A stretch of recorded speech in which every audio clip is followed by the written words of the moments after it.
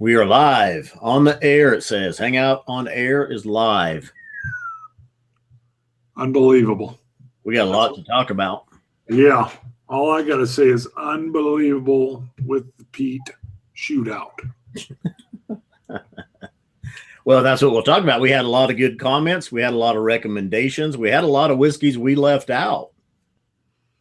Yeah, 16. You can only get so many in. Can you say Talisker 10? So we said, let's do a second one. Boom. Said dose. Let's talk about that though later. We'll give everybody a few minutes to get in here, and then we'll go back through, kind of walk through the brackets. Right. By the way, anybody following us on Facebook? And if you're not, you should, because you'll know that I got even more manga shirts in, baby. More of them. Later on, too, remind me, we'll talk about people are receiving our Patreon Scotch Gods are receiving their thank you cards. And it's not too late. Any new Patreon fans, if they send us their address when they come in, I still probably got 28 or so cards to send out. So, Julia, hey. Scott Slattery earlier, before you tuned in, Bart, he said that you're going to have to give up your Lefroy sponsorship and go to Ardbeg or Kilhoman. Yep. Well, do you want to talk about that now? Well, I figured we would break this out and have like what we learned, what stunned us the most. Okay. So why don't we start with what stunned me the most? Let's go back. I've got our actual list here as we divvied up our whiskeys and labeled them A, B, C, D. I've got our list. So let's go back. Bracket 1, we had Ardbeg Dark Cove Committee Release, the English Whiskey Company, Lagavulin 16, and the Port Charlotte Scottish Barley. Yeah. What surprised me was you picked the English Whiskey Company out. Okay. All right. Yeah. It has a distinct, and you know what? We finished it. The amount we used for the shootout finished it out. So I can't even dip back into it. I have to get a hold of Raj and say, hey, the new peated version. That was sent to us by Raj out of Pittsburgh. But it is distinct in its peat creosotiness. So I think it's amazing that you can pick that out. Oh, well. See, I think though, that's what I'm saying is it kind of, maybe because it's from the English Whiskey Company, it's a little bit different. So, I mean, clearly I couldn't pick out the Lagavulins or the Lefroys, but thank you. Well, and maybe that's why, just because it's different enough. You're used to the Ardbegs, you're used to the Lefroys, the Lagavulins. Maybe that's a tighter grouping, and when that English Whiskey Company Peat came in there, it was enough different that you could pick it out. Yeah, what I would also do is I always kept the English Whiskey Company can literally off to the left here. And whenever I wanted it's such a different peat, I could do two things with it. One, I would just try it solo sometimes, or if I was already sipping on a Brook Lottie, Scottish Barley, Port Charlotte, or whatever, or a Lefroy, I could sometimes tap into this, and it was different enough that it was creosote's the best way I can describe it. So that might have been why I was able to pick it out. I'd not mixed it, but I'd had it while I was having other peats in the past, if that makes sense. Yeah. I was going to point out, Julia is Whiskey Throttle's girlfriend. All right. She's been tuning in with him and doing some hangouts and some live streams, and she's garnering a lot of attention in the chat. We might have to boot her out because she's almost getting too much attention. Wow. It must be the photography. She's too popular. You're stealing all the attention, Julie. That's perfect. Now she's not talking. Keep talking. We're just teasing. Lagavulin 16 in there was up against the English Whiskey Company to me on that bracket. And I remember the English Whiskey Company came off really strong, and it's a higher ABV. And at first, that was the one. At first, I bumped the English Whiskey Company ahead, but then I said, "Wait a minute, let me add some water to it and bring it down next to." I didn't know it was the Lagavulin 16. Once I brought the English Whiskey Company down, the Lagavulin 16 stood out to me over it. Probably maybe because of the sherry finish. And what we did was because we finished off the English Whiskey Company, and the glass is so nice and heavy, we actually turned it into our infinity bottle from that first Peat shootout. So, and it's kind of like a decanter now that's darn near, well, it's topped all the way up. So that will be. Well, how come you got that and I just get this little bottle from our infinity? How come you got the big one? I'm just a fan of red and wanted to keep the can. I'm calling shenanigans on that one. It could be, but I did make a deal with you that when we do the sherry one, you can keep the infinity bottle. Oh yeah, there we go. All right, deal. But whenever we do a Peat one, I'll keep the Peat infinity bottle. Look at Eric Waite's comment. He says, "Well, there's creosote from telephone pole, and then there's creosote from the mast of a pirate ship." Which we'll call this one telephone pole. Maybe that's how I could pick it out. A pirate ship on fire is a whole nother kind of creosote. Now let's see. Let's look at your bracket. If you go back to number one, you had Brooklady Port Charlotte Scottish barley as one of your favorites. Yes. It was paired up against. Oh, you didn't write it down. What I had, your D. You don't have. Well, no, it's what you advanced was the Kilhoman. Right. So the Brooklady Port Charlotte Scottish barley was up against the Kilhoman cask strength in your bracket. And I'm going to tell you, the Kilhoman has shocked me. I bought this bottle a while ago, and I mean it was about half gone, but it wasn't something I even looked to go to. I mean, it wasn't even a thought in my mind. Every once in a while, I'd be like, "Oh, let me try some Kilhoman." So picking it and it being the only one and it standing out so strongly, like I said, I was as big a fan of watching the show as some of the other folks watching, because now I could see, when we were doing it live, you just don't know what you got in front of you. So when I tuned in and watched, I would be like, holy moly. I mean, we knew what had advanced at the end of this deal, but listening to the notes as I described them, and as strong as that Kilhoman stood up, I'm looking for another one. This one cost $101, a little more pricey, a little more expensive, but it clearly stood out above everything else. The other thing that clearly surprised me is, as has been mentioned, apparently I'm in the Ardbeg camp. So the Ardbeg 10 was moving in. I mean, those have always been a little more ashtray to me, and I like the Lafroig. I don't know. It's got a little bit more of the citrus kind of in it and stuff, and that just didn't bear out during this 16 shootout. Let me address DH Silv too real quick, because he's asking, how do you think about higher ABV versus quality flavors? If you get more from higher ABV, should that not push it ahead of being better at the same ABV against another? I think the test is when you have two whiskeys in there and you bring one down, so that if you do have one that's higher and you bring it down to the same ABV, any whiskey with a higher ABV has more flavor in it. Sometimes you can shock your palate with a real high alcohol. Even though we were watering them down, still look at our finalists. Just about every one of them was over 50% outside of your Ardbeg 10. Yeah, but maybe that says something about why a lot of people move toward cask strength.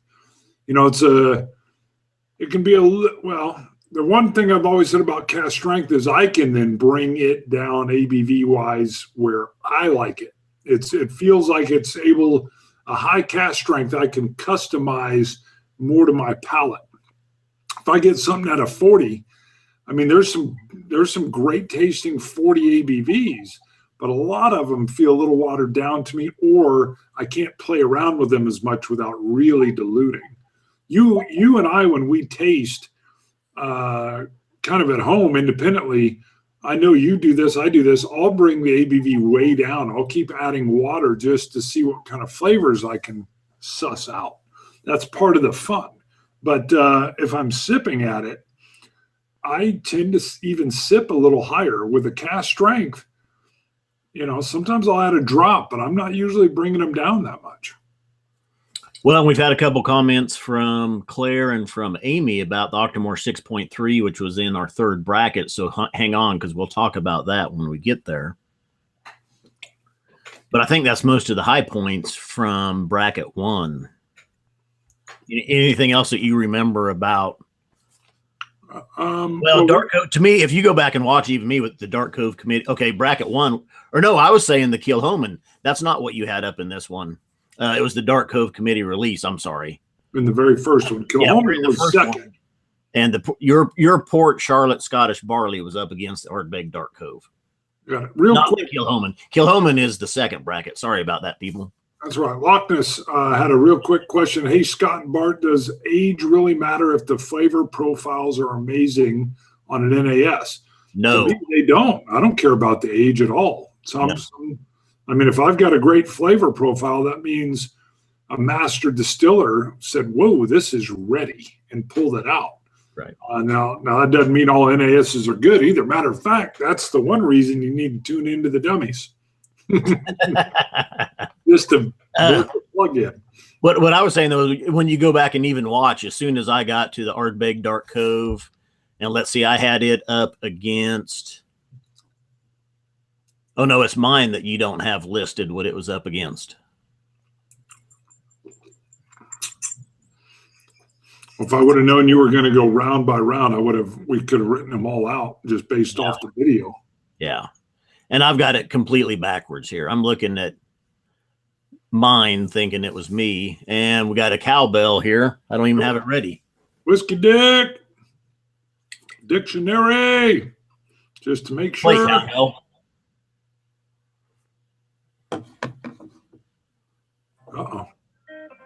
Not that song. The sound. Come on. Now I'm going to have to look for it. Wow, there's a song called Cowbell? Cowbell. Yeah. It's a group. That's a group. There's a group called Cowbell. That's great. I've learned. Okay, we're going to have to completely back up here. You had Ardbeg Dark Cove against the English Whiskey Company.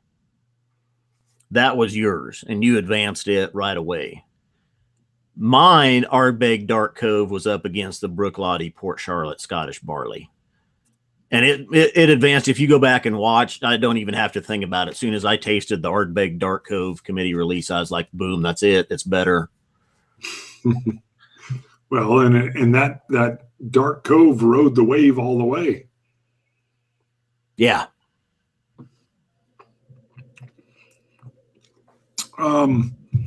You know, one thing, I know we're going to be doing a whole nother Peat shootout. And I think we talked about kind of ranking our number twos, part of the hard thing about the bracket is, I know we're doing 4. There we go. There it was. There you are, Whiskey Dick. I know we're doing 4, but when they're bracketed up against each other, you could have 2 great ones bracketed up. I think we should be able to advance our second no matter, who they're up against. And that would give us a true, like, Elite 8 kind of thing that we could do in this new shootout. We'll talk about that when we get there. Sure. Let's move on to bracket 2, which consisted of Compass Box No Name, Kilhoman Cask Strength, hello, Lafroig Quarter Cask, and Lafroig Lore. So you had your A and B that you went up against was Compass Box No Name and Kilhoman Cask Strength. And the Kilhoman was just owning it all the way. I remember, though, too, you did kind of focus. You spent some time on the No Name. Mm-hmm. And you picked out some of the layers in it. Yeah, I mean, from what my memory is really focused on the Kilhoman, where I remember it being a clear winner. I haven't gone back and watched that episode since it first aired. I can tell you the third episode, the third bracket was unbelievable. I know we're not there yet, so we can stay on the second if you wish. Yeah, let's talk about the second, and then we move to 3. 3 was amazing. Two and 3, both of ours lined up the same. So we had Compass Box No Name against Kilhoman Cask Strength. And what got me with bracket 2 was I went through that and I didn't think there was one that was a higher ABV than the others. I thought they were all pretty similar. Well, that Kilhoman Cask Strength is quite a bit higher. Yeah. It must hide the ABV pretty well. It's stinging me now. I got to look. It's a 56.9. Eric Waite says that the Ardbeg Dark Cove is difficult to find. It sells for $200 in one store that carries it in California, and I would say go buy it. Well, is that the Dark Cove or the Dark Cove committee release? Well, that's true. If it's the committee release, buy it for sure. The regular Dark Cove, think about it, maybe. It's still good, but it's different. They felt very different to me. And then we both had Lafroig Quarter Cask up against Lafroig Lore, and I can remember I advanced the Lore over the Quarter Cask, but then it fell in comparison to the Kilhoman Cask Strength. Okay, now bracket 3, the unbelievable bracket 3. Oh, yeah. Well, we did have one that did not stand up as well as we thought against the others, and that was the McCarthy's Oregon single malt. Yeah, but it had the best descriptive note. Which one? Oh, that was Dirty Feet. That's the Glenlivet Nadura, which I've got here. Matter of fact, I poured. That's Glenlivet. Okay, sorry. See, the memory's faded already. You had Ardbeg 10. This is one you advanced Ardbeg 10, and it was up against the McCarthy's to start with for you. But then you went Octomore 6.3 against the Glenlivet Nadura. And you picked out the Nadura here and pointed out, and you noticed that it was not the heavy peat of the others. Right. The way it's peated, I think I could pick that out. That I definitely remembered that the Nadura, the nose was distinctly different from the taste, and it's that deal where I feel like it underpromises, overperforms. And I want to throw a caveat. Are you sure it wasn't the McCarthy's, which was the D? Yes, that was the one with the feet. D is the one with the feet, and it's the Glenlivet Nadura. McCarthy's was A for you. Okay. Well, for both of us, because they were the same. Got it. All right. But that definitely was the under promise, over perform. As soon as you take it into your palate, the peat is so strong and flavorful, and that was another thing that was stunning from this, because when we first had it, I thought it was going to be all gimmick. I wanted it because, the peated, the whole thing. Well, you'd had a bottle from, I think, your wife's cousin, and it had gone about halfway down when we tried it. I thought, this is all gimmick. They're just slapping the word peated on there because of the way they've used the peated cask. And then I was wowed. And I always even worried that my score of, I think I gave it a 94, might have been more of how I expected little and got a lot. But it really did hold up even in this shootout as one of the more peated expressions that we were trying. We even had some fans saying, you can't really put that in there. That's not really peated. Right. We always said, if you tried it, trust me, it's peated. I laughed a little bit ago because George said George was going to have to leave the room because he was getting yelled at about the Ardbeg Dark Cove committee release, and Amy just told him to shut his face.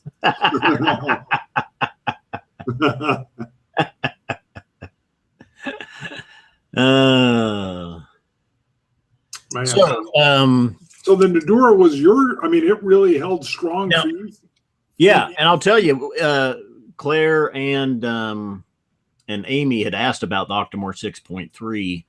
I think the 6.3 is still an outstanding whiskey, but I think some of the subtleties of it and the wine influence were lost in the heavy peat. Now you went back and forth, you lingered, and I think you chose the Octomore over the Glenlivet, but then it lost out to the Ardbeg 10 for you. Yeah. The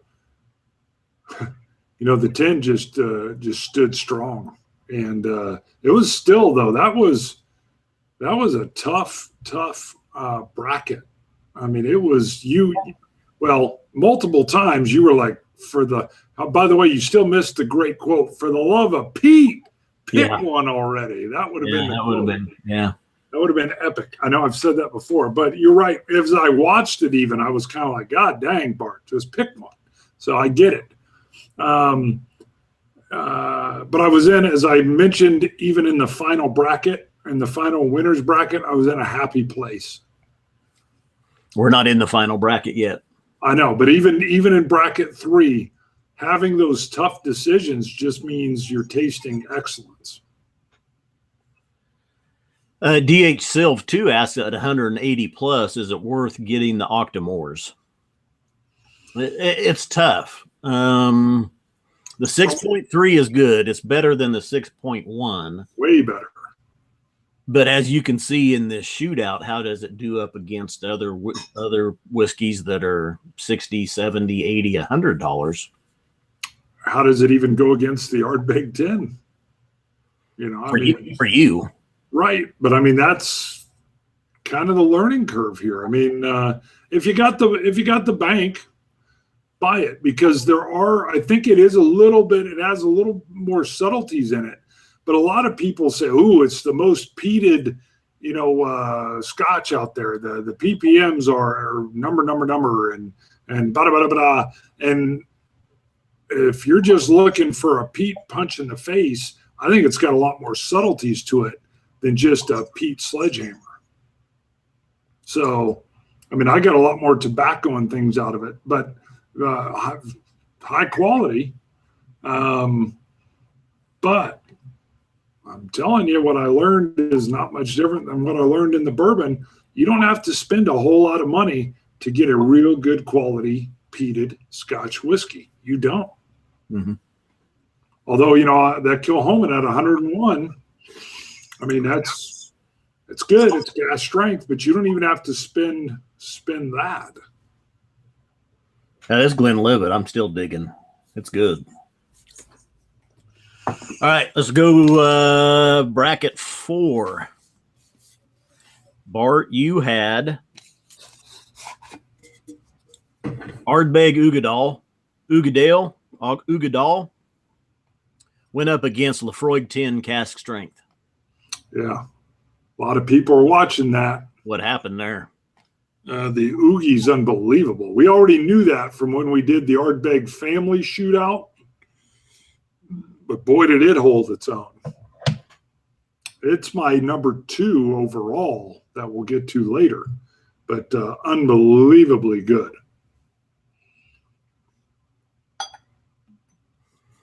And I had, by your list, you gave me Lagavulin 8 went up against the Ardbeg Ugadal. And I advanced the Lagavulin 8. I remember a nice sweet. In fact, I thought it was a sherry or a wine finish influence with it. And when I was editing the video, just to double check, I went back, I poured a dram of the Lagavulin 8, and I could see why I thought that, because there really is a nice sweetness that comes out with it. In fact, I picked up another bottle this weekend for $44. You know what I found today? What? Probably the last bottle of Lagavulin 12, 2017 edition. Good. Yep. I picked up a second one of those myself, and I really thought I was going to be able to pick it out. I even kept kind of searching for it while we were doing our brackets. Called it out even once, thinking I had it. I was wrong. I think I'll still pick up their releases each year. I think that might be one of my go-to things that I do. Kind of see how they flow year to year. You know, you had the 2014, really loved the 2017, but it was educational to me on this. I thought it would stand out and I would pick it easy. And you are right though. That Lagavulin 8 at that price, what'd you pay again? 44? $44. It's unbelievable and such a great flavor. And that's why I say I like my Peats young. Shout out to Kevin Hester real quick. He just tuned in Mississippi, but he says this shootout March Peat Madness was awesome. We agree, Kevin. Fact is, there's going to be a part 2 coming up that we're about ready to move on to. We've been discussing our different brackets and what happened. We're on bracket 4. And let's look at your second 2. C and D for Bart was Lagavulin 8 against the Lagavulin 12. Now, I remember watching this. What happened here? You thought your Lagavulin 12 was matching up with the notes I was given from Lafroig 10 cast strength. Yeah. So I'm describing this heavy, earthy campfire, ashy smoke with little citrus, and you thought the same. Although you advanced it, you against the Ardbeg Ugadal.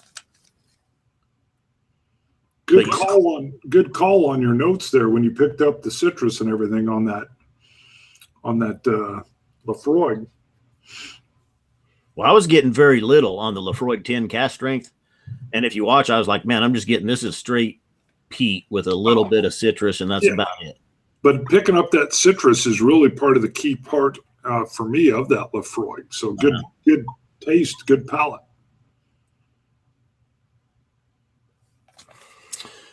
My 2 that went up against each other was the Lagavulin 12 2017 against Lafroig 10.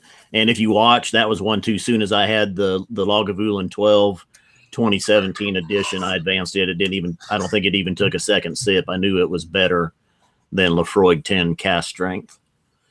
So I had it up against Lagavulin 12 2017 against the Lagavulin 8, and then I advanced the Lagavulin 12. Which I was like, man, this is a great bourbon influence on this one. I'm getting the citrus. I'm getting the vanillas. The peat was awesome. Yeah. So you took the Ardbeg Ugadal against Lagavulin 12. What do you remember there in those 2 to advance the Ugadal? Boy, I'd have to go watch. All I know is that the Oogie, which is what I call it, was just so the mouthfeel. I remember a velvetiness. The flavors were just a little bit richer for me, and that it doesn't surprise me watching it in post, because when we did the family shootout, I thought I would like the Corey Vrecken expression better. And when we tried, I think we had the regular Ardbeg 10, the Corey Vrecken, and then the Oogie. The Oogie was, both of us were like, wow. I mean, this Oogie is better. We didn't do that blind, but it once again, it kind of showed its strength. Loch Ness is pointing out that we have set the standard for blind tastings. He says, am I wrong? Well, that's self-serving. Yeah, you're correct. We're going to call you right. I like the way he's talking.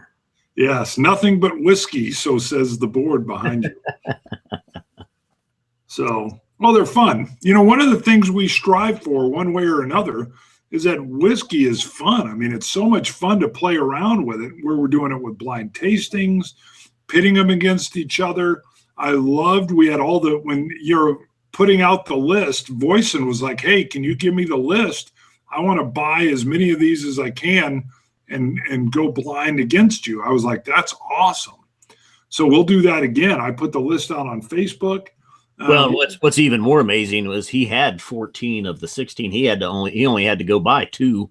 I like that. He and I we're like we're blood brothers. We're Peat brothers. All right, let's move on to our championship. Wow. Bart, you had Where's your list at here? Ugadal. Yep. And that was your A. It went up against your B, which was Ardbeg 10. Okay. C for you was Ardbeg Dark Cove Committee Release. Up against Kilhoman. And then Kilhoman, up against Kilhoman. Now, you seem to eliminate Ardbeg Dark Cove Committee Release pretty quick, even for liking it as much as you did in the first bracket. They were all really, really good. But yeah, I mean, I think I struggled with the other ones, not so much the Dark Cove. And I don't know why, we did that on another day. So, I wondered, there's no way we could do them all in the same day. Did you ever think, though, that you had 3 Ardbegs, 3 out of your 4 Ardbegs? I mean, was you getting that, hey, these are all similar Peats, they might be the same? Nope. Matter of fact, I would have, well, I don't gamble, but I would have put money that one of them in there I thought was the Lagavulin 12, the limited 2017 release. I was getting I think it was the Oogie, I thought it was, because I was getting some leather and pipe tobacco. And I found out in this that's one of the flavors I was really gravitating toward. And I just picked them up stronger in those. So, yeah, I thought I had the 12, the Lagavulin 12 in there, and it was not. I hated to guess just because my palate with the Peats isn't as refined. I think your palate is a lot more refined, just being able to pick out the English Whiskey Company or even remember notes from the Nadura. I knew that we had 16 different bottles, and I hated to guess. I didn't know. I had hoped early on that Ardbeg Dark Cove was going to be one of mine. It would at least be in my final 4. So I was glad to see that I picked it out. Well, the best one, as you noted, was when I was tasting the Ardbeg 10, but I'm thinking it's going to be the Lagavulin, I think, and I go, yeah, there's somebody watching going, it's an Ardbeg, idiot, or whatever. Yeah. And it was you were tasting, you're going, I think this could be the Octomore, or this could be the Lagavulin. I don't know. Someone out there is yelling, it's an Ardbeg, you idiot. Yep, and it was. For me, that's the best part. I like being able to call them when I'm right, but just even hitting that one when I'm double wrong was hilarious. That's probably my funniest moment watching, was like going, ah. I got to tell you though, when we had those 2 brackets, number 2 and 3, they linked up identical, and it must have just been the way we were grabbing the bottles and pouring. I don't know. I mean, that's crazy. No, it's random, because I even look at it and I grab one of the 4, not right. Even in order. I mix them up as I grab them. Yep. And I'm sure you're not setting them down in the order that you poured them. I think that's the deal. Yeah, I tried to mix them up, and maybe by mixing them up, we ended up with them lining up. So I think the chances are just slim of that happening, and even happening twice is even slimmer. Well, and then it was very disconcerting, even when they were lining up, listening to you describe something when it wasn't matching my nose, because you and I have done so many shows together that I'll be nosing it and you'll go, yeah, I get a little bit of whatever. And I'll be like, oh, yeah, I get that. Hey, I see Blender in the background. Blender.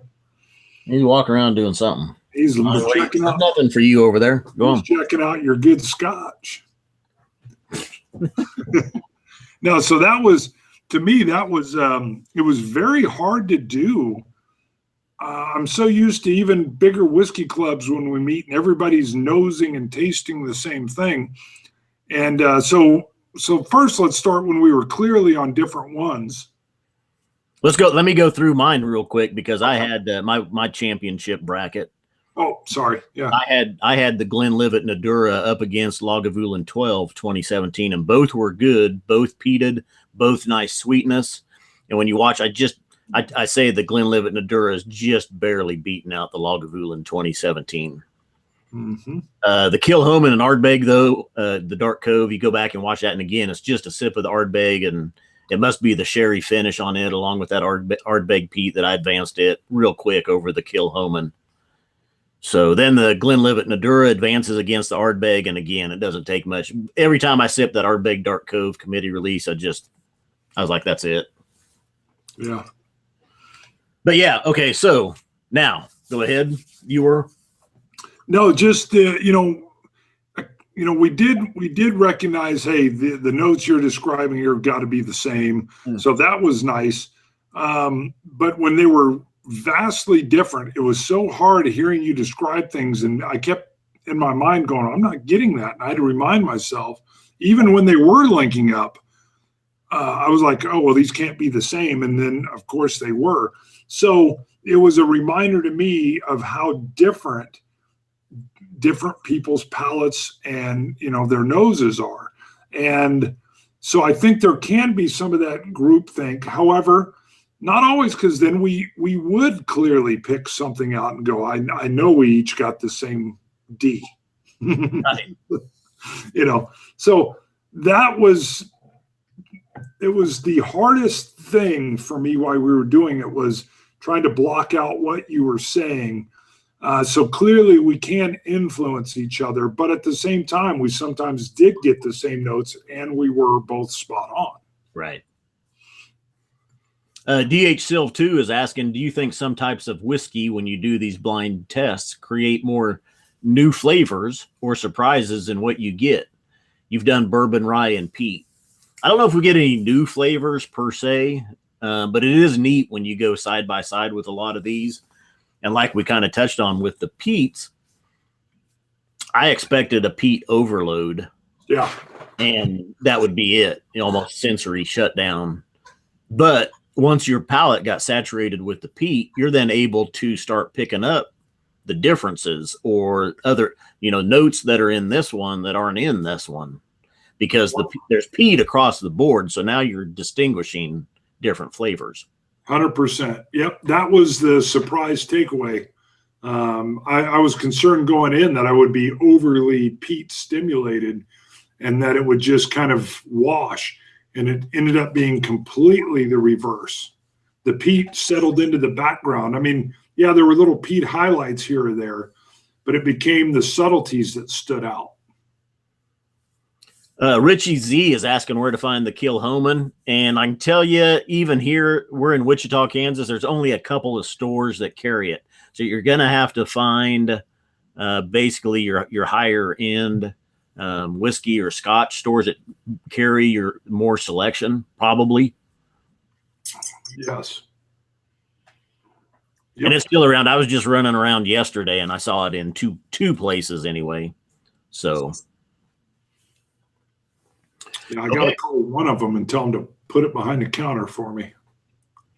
Well, that was funny. This liquor store across town, clear out east by Cabela's, I go in there about once every other month or so, and most time there's just female working in there, and you kind of chat a little bit with her and move on and stuff. Well, I go in there yesterday, and she looks right away. She goes, are you on a blog online? Close. I go, well, yeah, me and a buddy have a YouTube show. And she goes, I know, I just watched you. And I said, I know that guy. He's been in our store.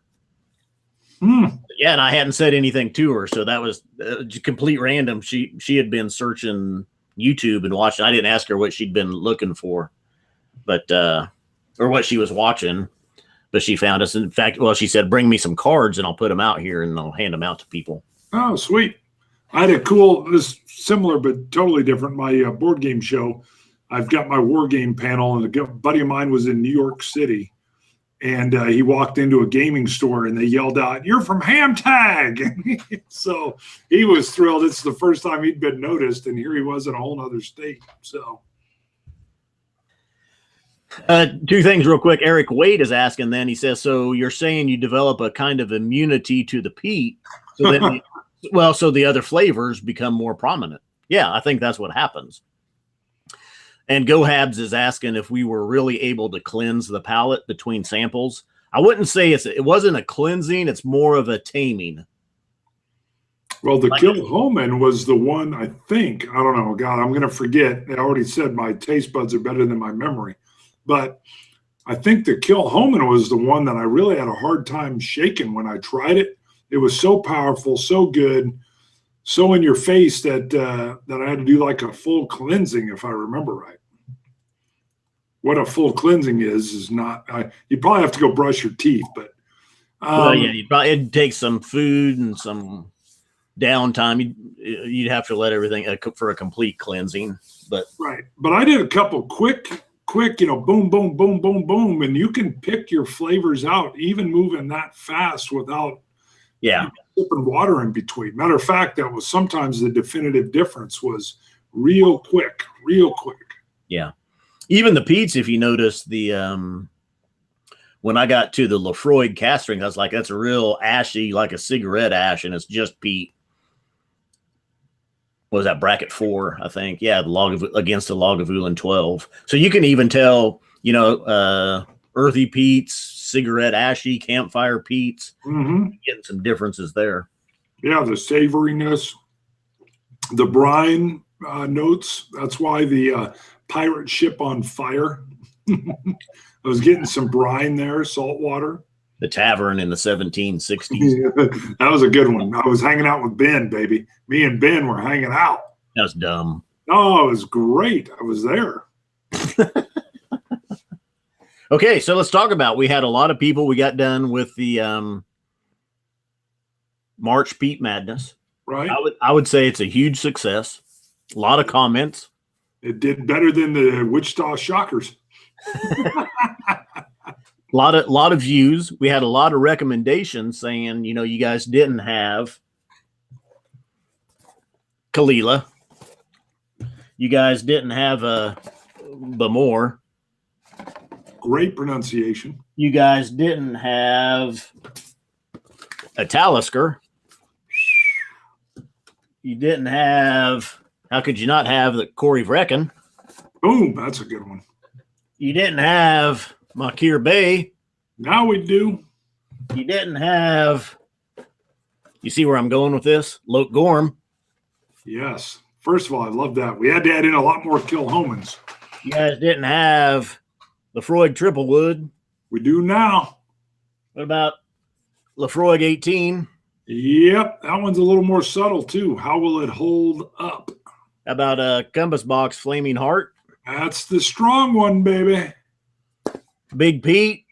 Got to have a good blended Big in there. Peat, baby. It's coming you in. got the Lagavulin Distillers Edition. I do. We got the Anoa, Ardbeg Anoa, and what you don't know, I've got a bottle. I seen a comment earlier. Someone asked, did you get the new Ardbeg committee release Grooves? Yes, we have one coming. What? Yep. It'll be in. Wow. How So much was that? 1, 2, 3, 4, 5, 6, 7, 8, 9, 10, 11, 12. There's 13. We're still missing a couple. I guess let me pull up my list. Yeah, I was going to say, I've got them sitting on my, I've got 4 of them sitting out on my bar. So, yeah, the Peat Strikes Back. Yes. Oh, hello. Hold on. I just closed it out, too. Yeah, we need it for that. He gets a couple for that one. I even stole the slogan and made it better. Make America peated again. Maybe. So thanks, Dustin. Yeah, now I'll tell you awesome. what we already talked about was, so we put together this 16 bottle shootout. The best 8 from this one are going to go up against the best 8 from March Peat Madness. Boom. It's going to go on, baby. And I'm in doll heaven. Well, and back to Dustin real quick and that donation. We spent some money yesterday, Bart, buying some of these we did not have. So thank you to the Scotch gods. That goes a long ways. Yes, it does. Thank you, Patreon supporters. Yeah, Patreon supporters was a big part of making this whole thing happen. Tomatin Kuboken. That one will be in there. Oh, yeah. We had to bring in the Tomatin. Lecheg 10. Oh, God, I almost forgot. Love it. Great pronunciation again. And the Ben Romick Peated. That's right. That'll be it. That'll be the 16 bottles in the Peat Strikes Back. I love seeing the Kilhomans now. I'm just telling you. I'm excited. I was a little stunned that you wanted to do it. I was stunned at how much I liked the March Peat Madness. Okay, there you go. Yeah, it caught me off guard because I think it goes back because I thought when my palate gets saturated, it's just going to be a peat fest. And the subtleties and the differences, and actually advancing Lagavulin 2017-12, which I thought was a great one. The Ardbeg Dark Cove, the Glenlivet Nadura, and my fourth one was I don't know. Oh, the Kilhoman. Yeah, you can't come looking at me for your memory guide. But even the subtleties and the differences I was picking up, I was like, and some of the recommendations that were coming in for bottles we didn't have. I was like, and we had 6 or 7, or maybe 8, but we had several we had to get. How about this one, Bart? The very first review we ever did. Yep, first show ever and our 100th. Yep. That Scotch Trooper ended up turning into a lamp for us even. You know, there were a few of these. I don't think we gave Big Pete its own review. We did it with one of the other Douglas Langs. Right. We haven't done the Bemore 12. We haven't done Talisker Distillers Edition. You know, so we still got a few more that we can give solo reviews to as well. Which is good too. Yeah, I think we did the Big Pete Christmas edition, which was cast strength. We did a solo review of. Right. Yeah. So no, we'll do the Peat Strikes Back, and maybe make America Peat again is the name of the final round. I don't know. We'll have to look at that and see. Yeah, that might be the good idea for the final the ones fighting off each other. It could be make America Peated again. That's funny. I like that. Look, we already got there's still more bottles coming in. The Connemara, I would not allow the Connemara to be in there. I'm sorry. And there's been other people recommend it, and some people recommended, Highland Park. Highland Park is mildly peated. Right. We got a recommendation from Everwind. He says we're doing a disservice if we don't have Long Row in there. We could probably still put together another 16 bottle shootout yet again. Yeah, maybe we'll do that next year. Yeah, maybe. So we clearly could. So, and we're probably going to do a disservice to some folks. So,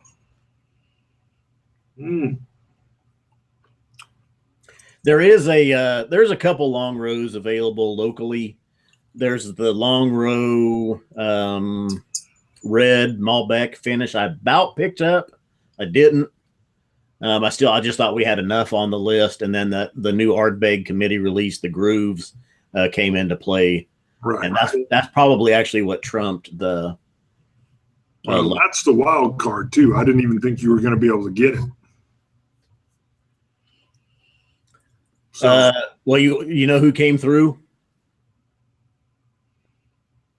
Dvorak.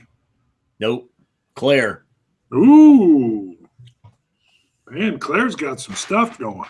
If it's good, I'm going to need to score one of those. You know that. I'm going to have to go out on the search, put the Whiskey Scout on it.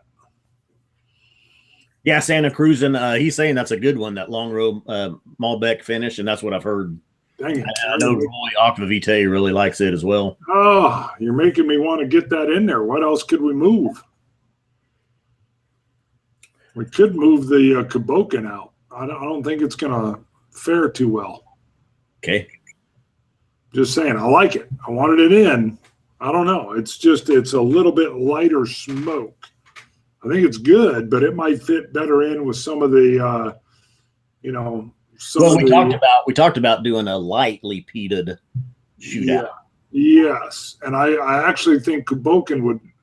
I mean, given between those two, I think Cabocan might fit in a little bit better with those lighter, subtler peats. Just throwing it out there. Thanks for tuning in, Scott, over at My Bourbon Journey. He's got to go. We've had a lot of people tune in. I know Rob Whiskey in the Six has been here. I think the Scotch for Dummies were here. Swami Malted in Montreal's been here, tuned in. Whiskey Dick. Danny from Jersey. Well, I'll just point out some of the other. Oh, Adventures in Whiskey.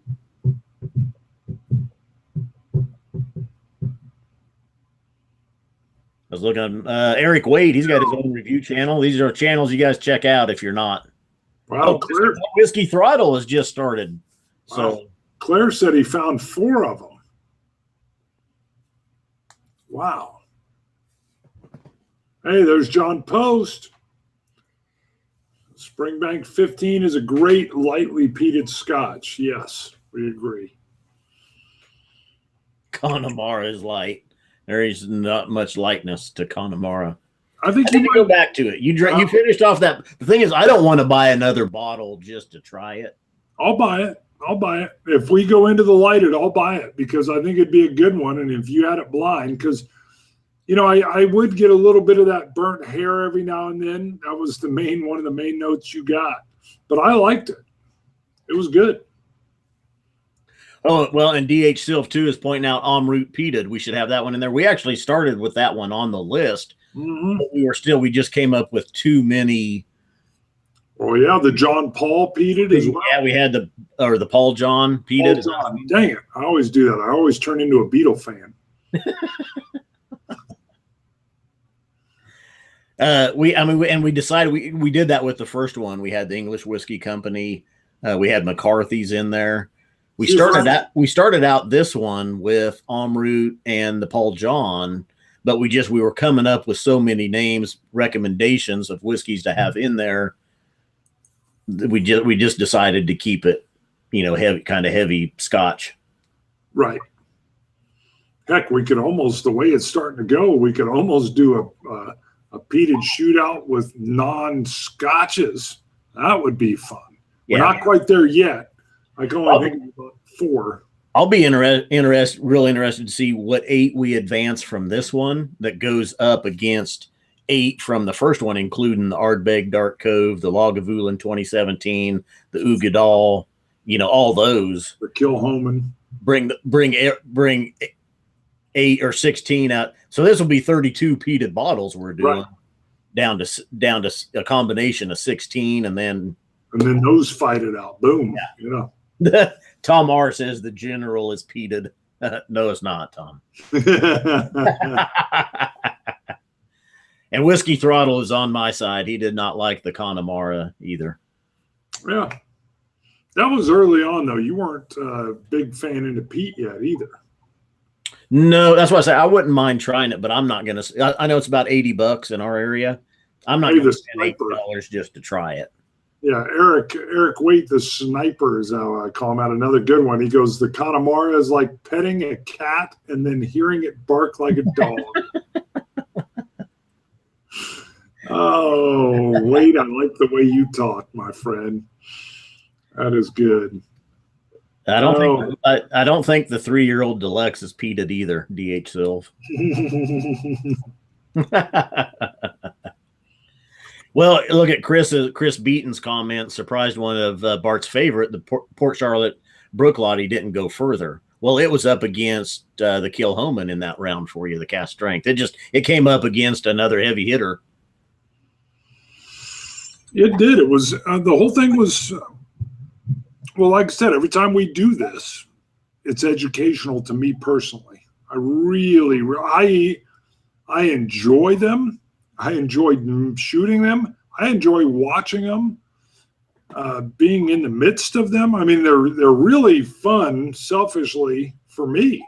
Even the ones that have been rye and bourbon. The bourbon shootout blew my mind.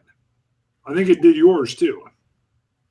And I actually thought the peat was going to be not as surprising to me. Wrong. It was. There were some consistent things in there. But again, I would have picked Kilhoman to be in the top half. It was almost something I never went to. I would have never bought it if we didn't have the show. I don't know if I would have picked it as being the one that you would pick as your favorite, but I figured it would do well just because it's peat. Yeah. And it's cast strength. Sure.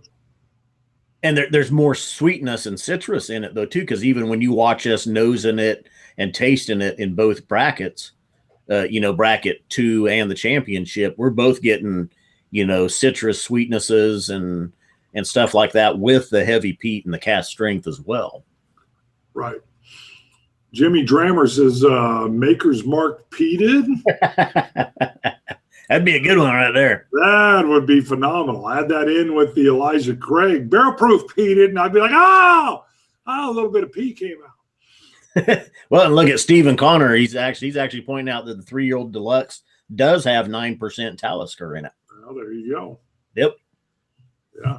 So, no, these are a lot of work to put together, but they're so fun.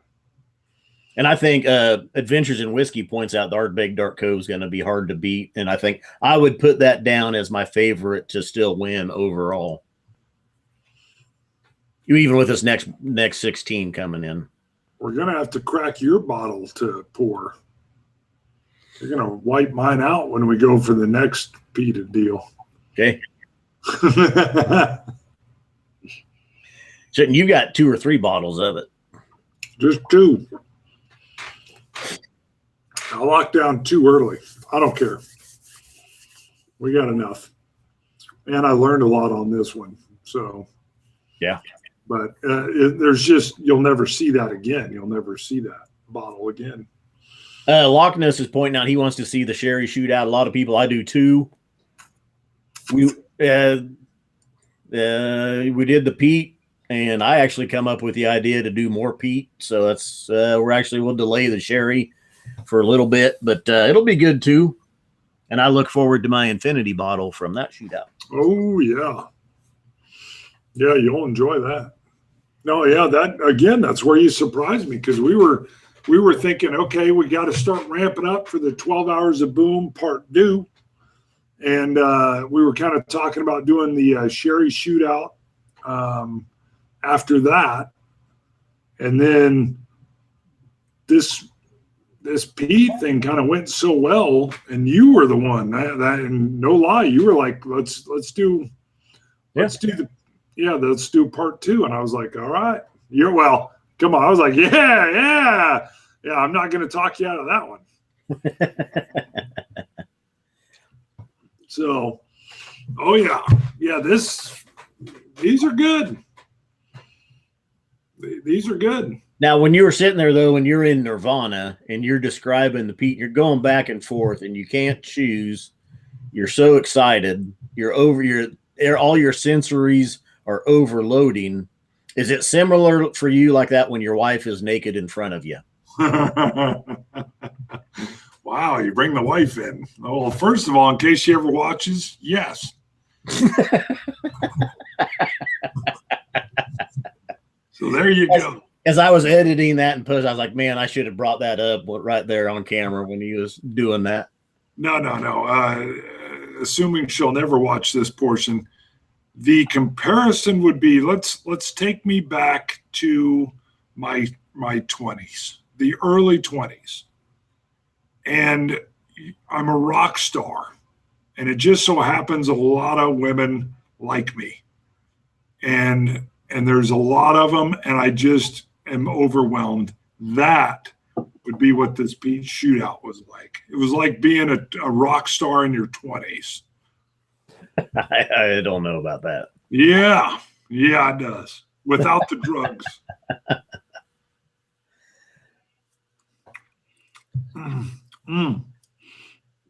Well, you saw where I got. It was all good. How do you pick? Clear the third. Bart's a rock star. Little do you know, brother. Little do you know. You know what? Most people don't know I did stand-up comedy live. They don't know that either. So. Yeah, Kevin Maato says he feels like he was watching When Harry Met Sally. And Meg Ryan was faking the orgasm in the coffee shop. That's a great scene.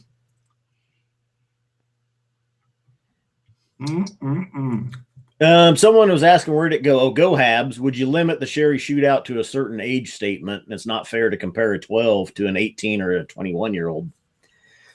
I don't know, because at first I was just looking at, we had kind of the run of the cask strength non-age statements going. You had the Macallan Classic cut.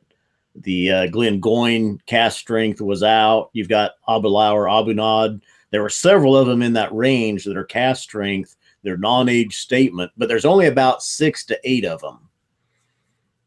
We have a couple, or I mean, you can make it bigger, but you're going to have to, it's not going to be all cask strength non-age statement sherries if you do that. Yeah, see, you're going to have to, oh, hello, Loch Ness, keep the shootouts going. He's entertaining. Cowbell, baby, cowbell. Ooh. We've been talking about getting a real cowbell. What do you guys think? That's right. I forgot I was going to do that over the weekend. I forgot. Well, I can stop by too. Thank you, Loch Ness. Bart, give us a joke. My stuff was not like one-liner joke stuff. So,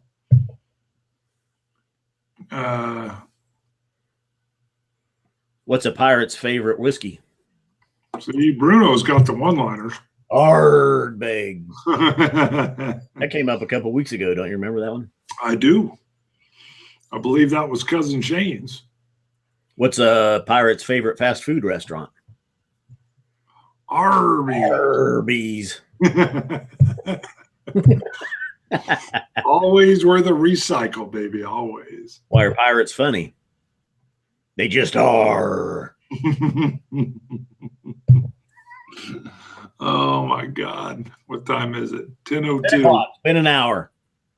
Woo. Let's see. Did we discuss we went through all the brackets of the Peat shootout. March. Eric Waite says that was his joke. We just stole it. Yep, that's what we do.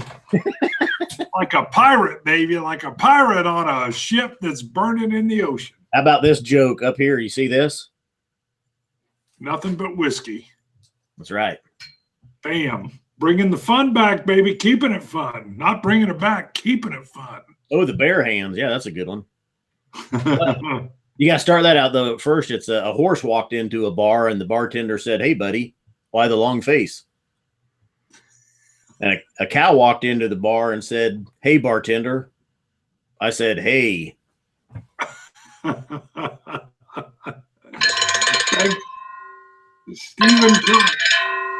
Stephen Connor, thanks for the shootouts. Can't believe I agreed with Scott over Bart when it came to the winner. Yeah, what were you thinking, Stephen? What were you thinking? You know, one thing we didn't talk about was how in those, me and you both picked the Ardbeg Dark Cove and the Kilhoman to advance in brackets 1 and 2. True.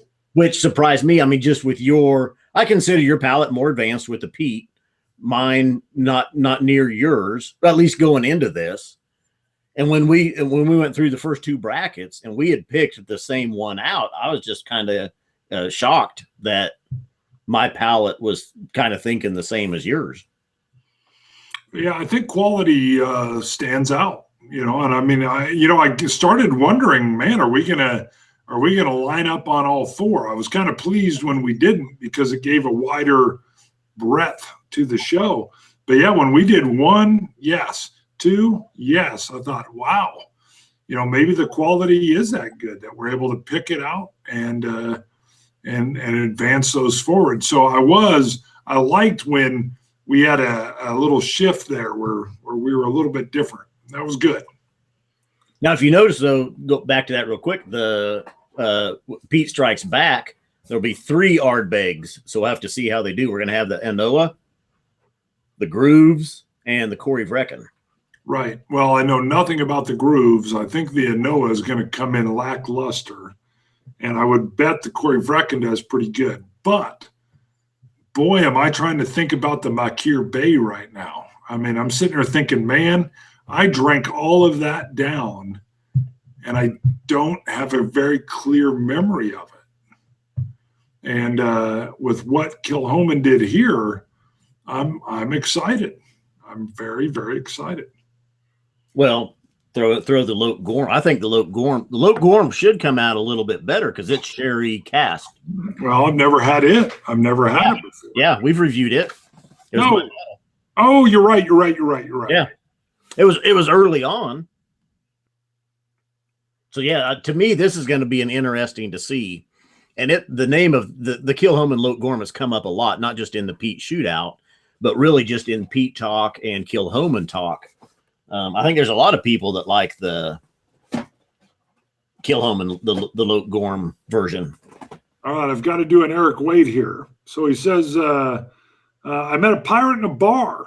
He had a steering wheel in his pants. I said to him, "You've got a steering wheel in your pants?" He replied, "Arr, it drives me nuts." Sniper! I love it. I love it. Hey, two things real quick. Mr. W455, I haven't seen him tune in before, but he says there should be a barrel-proof bourbon shootout. I want to see Scott pick Maker's Mark cast strength over George T. Stagg. I can guarantee you that would not happen. I don't know if you can guarantee. Even blind. Oh, yeah. I know my Stagg. You do. You're good with the Stagg. What's the doctor say? Well, Sean Tracy just ordered a Ardbeg Groove committee release the other night, so he can't wait to try that. It just got released. It just got brought in.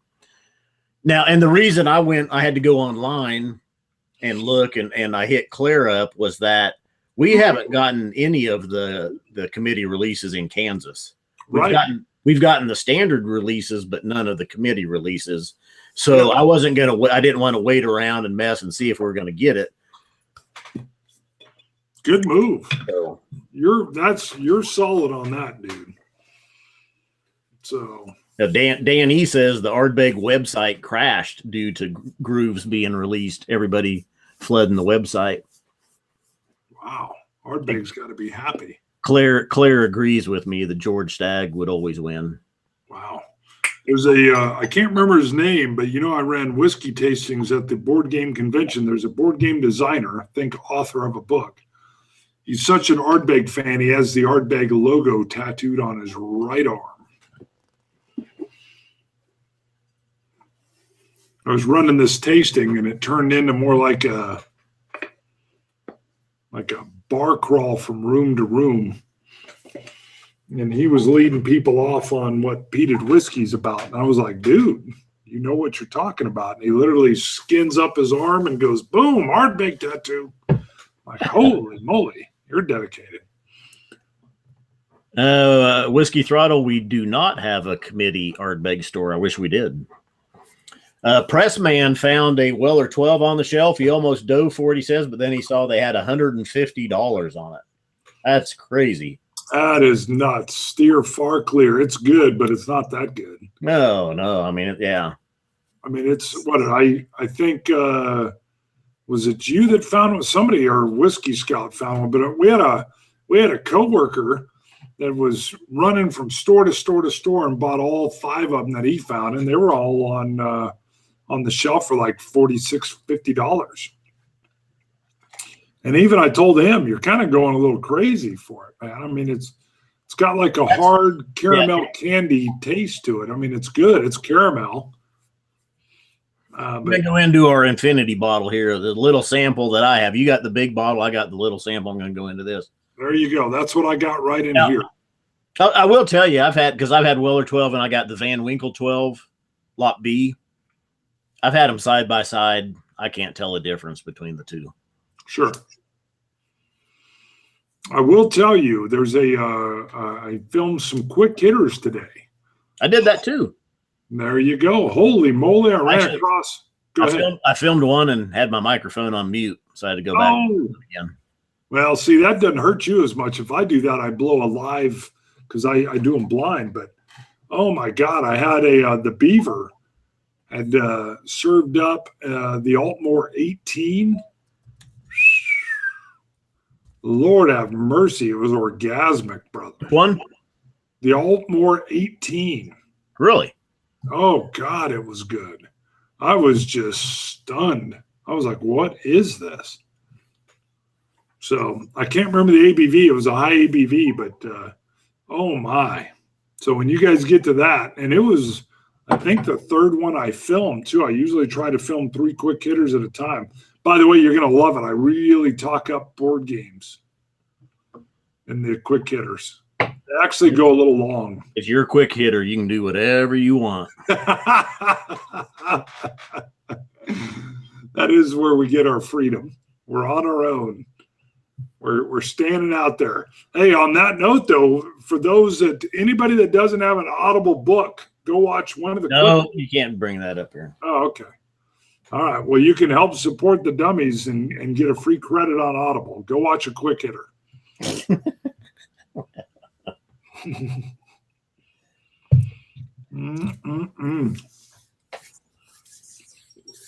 Oh, God, this. What are you thinking? Have you sipped on the infinity bottle yet? No, nope, just poured it. Oh, it's powerful. A peaty, smoked ham, roasted nuts. Thank you. Savory. Yes. Yes. Scotch Test Dummies, board games. Yeah. Whiskey Throttle. Yeah. I've got a whole other show, Bonding with Board Games. Check it out. It's not nearly as fun, I'm going to tell you. What's it say? Nothing but whiskey. My apologies. That was for my quick hitters. There you go. Nothing but whiskey. They were like 4 minutes long. Wow. Well, I always went longer than you. Oh, boy. Yeah, I know. Hey, Claire the Third, you get a shout out in one of them. I think I'm literally like right now, Claire the Third's like, shut up about the games already. I'm not tuning in. I try to do it at the end. So if you don't like the game stuff, you can just stop it. Just woke up of a board game nap. Eric Gilbert. Travis Faircloth. People are just saying board games. John Belushi is asking if either of you had the Jura 16 43% from a few years ago. That's still available here, even though it's been discontinued. Plaza still has some bottles of that. So no. So whiskey. Should we get it? They're spelling board games in the wrong way. No, they're not. Oh. I got a coworker that says the same thing. Hey, there you go. I did have an idea for a whiskey board game / zombie type mashup. But Bart says it would take too much time. But when we retire, maybe we'll design it. Well, there you go. Yep. Designing board games is fun, but also hard. Jura never impressed Jimmy Drammer.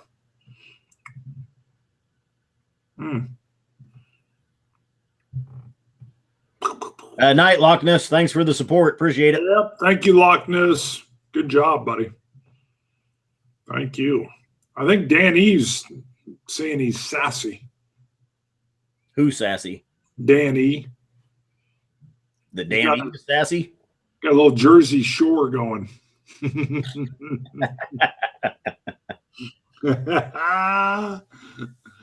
Oh, man. What else we got? Whiskey and Zombies.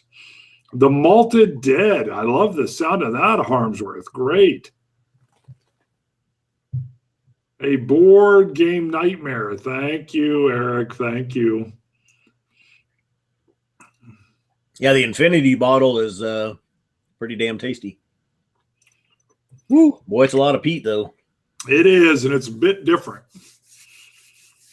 No autocorrect. Woo.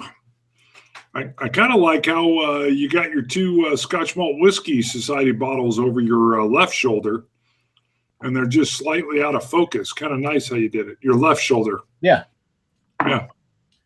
We do have the two of our blind Glencairns from the championship round are up on eBay. Where are they at now? I saw they were like $15 or something. They're both like 30, but I've already made 2 to replace them for the next shootout.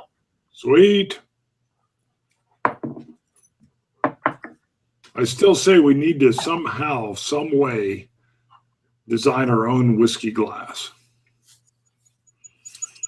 Whiskey Throttle, we actually can't reveal yet the SMWS. It hasn't been released yet. We're early adopters of it. We'll be doing a show the first weekend of April. I think it's April 3rd.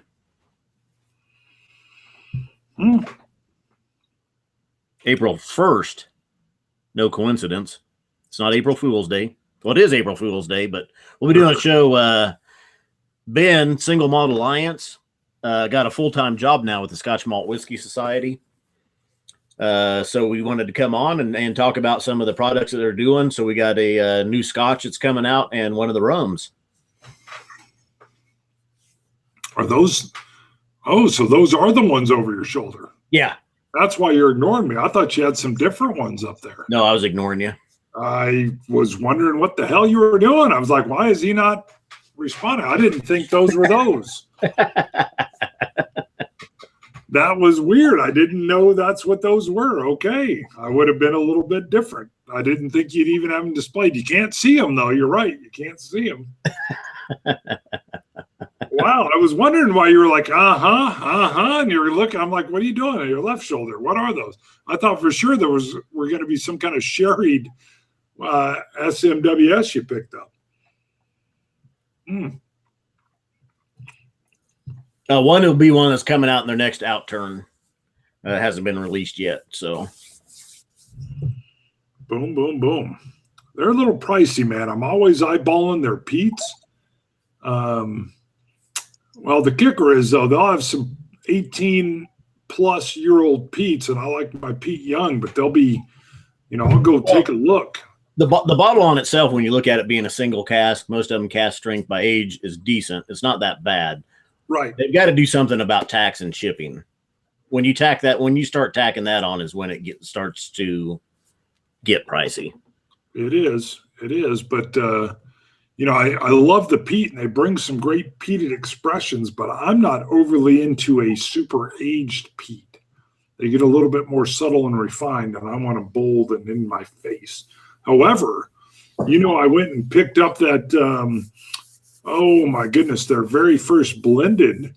I bought 2 of them. Mm-hmm. Yeah, the exotic cargo. Oh my God, is it sweet and delicious? Yeah, we need to get around. I saw that over there the other day, and you got about a quarter of the bottle left. I was like, we better get to reviewing that one. Oh my God, anytime I want something sweet, I just pour a little something. When we do, if I doubt we get it filmed, but bring it over when we do the live with Ben on the 1st.